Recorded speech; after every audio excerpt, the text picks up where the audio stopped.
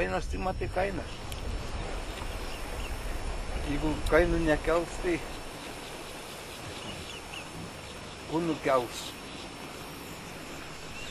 Nu taigi, svarbiausia įdomu, kada užgirsim bent vieną kartą, kad tas atpigo. Arba algas pakel dvigubai va. O pabrango ir pabrango ir pabrango. Elektra brangsta, dujos brangsta. Nu, pravažiavimus brangsta, viskas brangsta. Dar pabrangsta. Ir dar nežada, kad atpiks kai kas. Nežada. Nu, nesigirdi, tik tai vat. Žada likti pensijas pakelbiški žada.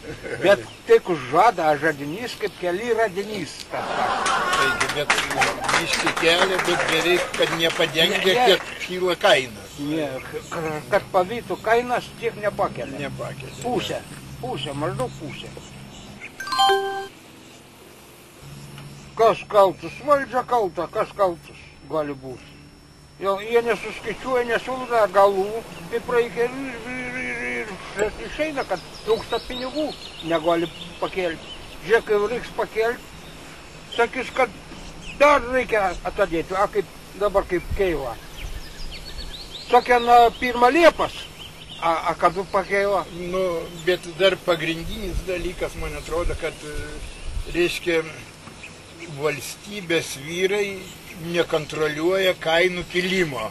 Šitie visokie, supranti, verslininkai, jie vieni su kitais pasitarė ir kelia. O dėl valstybės, kaip jūs norit, kad nėra jokios kontrolės. Nėra. Ir kitus dalykus, va, vienas susmaišiau dabar, kalbau, kitus dalykus, pats jis išvapausiu. Kaip tu galvojus, užviršau, matai, jau viskas, pensininkus ir pensininkus jau. Nebesu irgi galą su galo. Nu taigi tai vat.